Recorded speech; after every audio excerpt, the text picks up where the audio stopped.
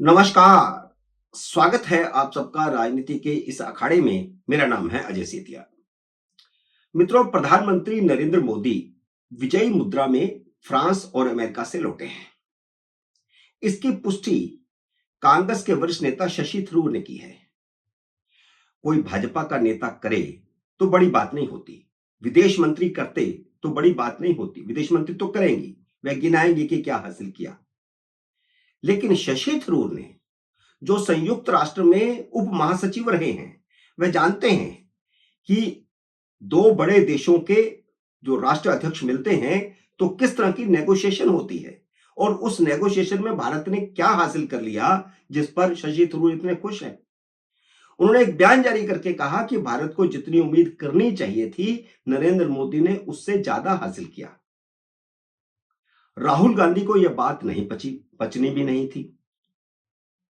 उन्होंने मोदी की विदेश नीति की सफलता असफलता पर तो कोई बयान नहीं दिया। शायद उन्हें समझ है नहीं है, उन्हें शशि थरूर से समझना चाहिए वह तो। लेकिन उन्होंने एक पत्रकार की ओर से नरेंद्र मोदी से पूछे गए सवाल पर लंबी चौड़ी टिप्पणी कर दी। सवाल क्योंकि अडानी के बारे में पूछा गया था, जो राहुल गांधी की दुखती रग है, तो उन्होंने उसी को पकड़ा और प्रधानमंत्री ने उन्हें जवाब यह दिया था पत्रकार को कि दो देशों के प्रमुख जब मिलते हैं तो किसी व्यक्ति विशेष पर चर्चा नहीं होती। महाशय ने पूछा था कि अडानी के बारे में क्या चर्चा हुई। यह सवाल पूछने वाले पत्रकार के मुंह पर करारा तमाचा था, क्योंकि वह एक एजेंडे के तहत प्रायोजित सवाल पूछ रहा था। वैसे विदेश नीति को कवर करने वाले हर देश के हर पत्रकार को इतनी समझ तो होनी ही चाहिए कि दो देशों के प्रमुखों की औपचारिक बैठकों में किस तरह का एजेंडा होता है। क्या किसी व्यक्ति विशेष पर बातचीत उसमें हो सकती है? यही बात मोदी ने कही कि ऐसा नहीं हुआ करता। वैसे राष्ट्रपति ट्रंप ने राहुल गांधी के अडानी मुद्दे की पहले ही हवा निकाल दी है। उसका जिक्र आगे चल के करूंगा। पहले राहुल गांधी के बैलेट पेपर से चुनाव करवाने वाले मुद्दे की जो भारत में हवा निकली है, उसका खुलासा कर देते हैं। लोकसभा चुनाव में जब कांग्रेस को 99 सीटें मिल गई थी, तो राहुल गांधी ने नरेंद्र मोदी को लोकसभा के पहले सत्र में चुनौती दी थी कि वह बैलेट पेपर से चुनाव करवाकर देख लें।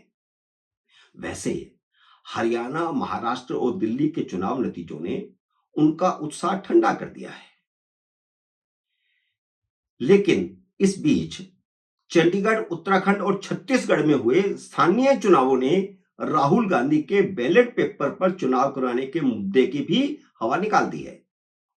इन तीनों जगहों पर बैलेट पेपर से चुनाव हुए और तीनों जगह पर कांग्रेस का सुपड़ा साफ हो गया।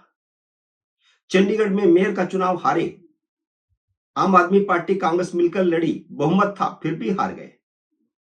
उत्तराखंड में 11 नगर निगम थे, 10 भाजपा जीती, एक निर्दलीय जीता, कांग्रेस 0। और अब छत्तीसगढ़ के जो चुनाव नतीजे आए, वे तो 15 तारीख शनिवार को ही चुनाव नतीजे आए हैं। भाजपा सभी 10 नगर निगम जीत गई, कांग्रेस का खाता ही नहीं खुला। 49 नगर पालिकाओं में से भी 35 भाजपा जीत गई, कांग्रेस 8 जीती है, 5 निर्दलीय जीते, एक खाता केजरीवाल का खुल गया है। जून 2024 में 99 सीटें हासिल करने के बाद राहुल गांधी जितना खुश थे, अब उतने ही निराश दिख रहे हैं, क्योंकि दिल्ली विधानसभा चुनाव में उनको तीसरी बार अंडा मिल गया। खुद के बूते सरकार नहीं बनने के बावजूद मोदी ने वक्फ संशोधन बिल पेश कर दिया, जिससे राहुल गांधी के गुब्बारे में जितनी हवा भरी थी सब निकल गई। चारों तरफ से उन्हें निराशा हाथ लग रही है। राहुल गांधी के अडानी एजेंडे की अमेरिकी राष्ट्रपति डोनाल्ड ट्रंप ने हवा निकाल दी। उन्होंने वह कानून ही रद्द कर दिया जिस कानून के तहत अडानी के खिलाफ मुकदमा दायर हुआ था। कानून यह था कि किसी की अमेरिका में कोई फर्म हो और उसने किसी अन्य देश में बिजनेस के लिए रिश्वत दी या ली हो, तो अमेरिका में मुकदमा चल सकता है। ट्रंप ने एक आदेश जारी करके कानून को रद्द कर दिया। वैसे पिछली बार भी जब वह राष्ट्रपति थे तो इस कानून के खिलाफ थे, लेकिन तब वह रद्द नहीं कर पाए थे। अब उन्होंने उस कानून को रद्द कर दिया। पिछले साल नवंबर में जब अमेरिका की एक जिला अदालत ने अडानी के खिलाफ वारंट जारी किया था, तो राहुल गांधी ने बड़ी प्रेस कॉन्फ्रेंस करके अडानी की गिरफ्तारी और जेपीसी की मांग की थी। और उस समय भी ये आश्चर्य हुआ था कि उधर जिला अदालत से वारंट जारी हुआ और इधर राहुल गांधी की प्रेस कॉन्फ्रेंस शुरू हो गई। तो पहले से ही लगा कि कुछ ना कुछ प्रायोजित मामला है। अडानी के खिलाफ मामला यह था कि ग्रीन एनर्जी के लिए उन्होंने कथित तौर पर आंध्र प्रदेश, तमिलनाडु, उड़ीसा और छत्तीसगढ़ के मुख्यमंत्रियों और इन राज्य सरकारों के अफसरों पर को रिश्वत दी थी, यह आरोप था। अब इनमें से कोई भी प्रदेश भाजपा शासित नहीं था, ना ही कहीं भाजपा के गठबंधन वाली सरकार थी। छत्तीसगढ़ में तो खुद कांग्रेस की सरकार थी और कांग्रेस कार्य समिति के सदस्य भूपेश पटेल मुख्यमंत्री थे, जो सब जगह स्टार प्रचारक भी होते हैं। तमिलनाडु में इंडिया अलायंस की सरकार थी, तो 4 में से 2 तो कांग्रेस की सरकारें थी और कांग्रेस खुद तमिलनाडु के सरकार में शामिल है, उनका मंत्री है, तब भी था। आंध्र प्रदेश में जगनमोहन रेड्डी की सरकार थी, वो एनडीए में नहीं था। उड़ीसा में नवीन पटनायक मुख्यमंत्री थे और बीजू जनता दल एनडीए में नहीं था। सभी ने आरोप का खंडन भी किया। कटघरे में खुद कांग्रेस थी, उन्हें अपने मुख्यमंत्री बघेल से पूछना चाहिए था, जिन पर रिश्वत लेने का आरोप लगा था। लेकिन राहुल गांधी ने हमला अडानी और मोदी पर किया। राहुल गांधी जो लगातार एक ही रट लगाए रखते हैं कि मोदी ने एयरपोर्ट अडानी को दे दिए, पोत अडानी को दे दिए, अडानी की जेब में पैसा जाता है, ये सब चीजें वो लगातार बोलते रहते हैं। क्या उन्हें किसी ने बताया नहीं कि एयरपोर्ट हो या पोत हो, इनके निजीकरण का फैसला मनमोहन सरकार ने किया था। ममता, अखिलेश और शरद पवार भी अडानी के मुद्दे पर राहुल गांधी के साथ नहीं है। अब जब राहुल गांधी को अडानी के खिलाफ मसाला देने वाली हिंडनबर्ग भी बंद हो चुकी है, तो राहुल गांधी को अडानी के अलावा कोई और मुद्दा ढूंढना पड़ेगा और उन्हें मुद्दा ढूंढना चाहिए। पिछली बार वह अंबानी अंबानी करते थे, इस बार अडानी अडानी कर रहे थे। पिछली बार अंबानी के मुद्दे से कुछ नहीं हासिल हुआ, राफेल को लेकर के उन्होंने जो कहा था, बाद में उनको सुप्रीम कोर्ट से माफी भी मांगनी पड़ी जब उसको चोर चोर कह रहे थे उस मुद्दे पर। और इस बार 5 साल इनके बीत गए हैं अडानी अडानी कह करके। वैसे विपक्ष के सारे मुद्दे हवा हो चुके हैं।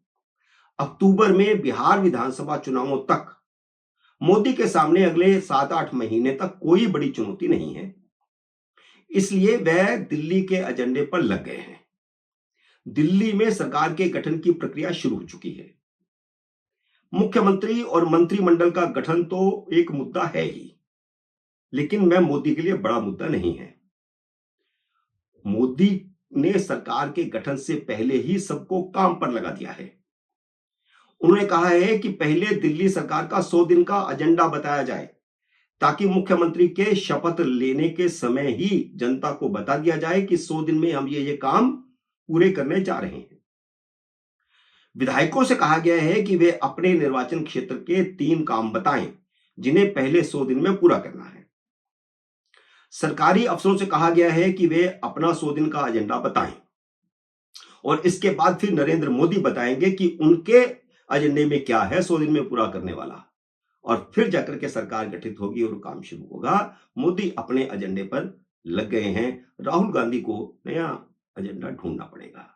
मित्रों, उम्मीद है मेरा ये वीडियो आपको पसंद आया होगा। इसे लाइक और शेयर कीजिए। अगर आपने मेरे यूट्यूब चैनल को अब तक सब्सक्राइब नहीं किया तो कृपया सब्सक्राइब करके अपना आशीर्वाद दीजिए। जल्दी मिलते हैं अगले वीडियो में किसी अन्य विषय के साथ। तब तक नमस्कार।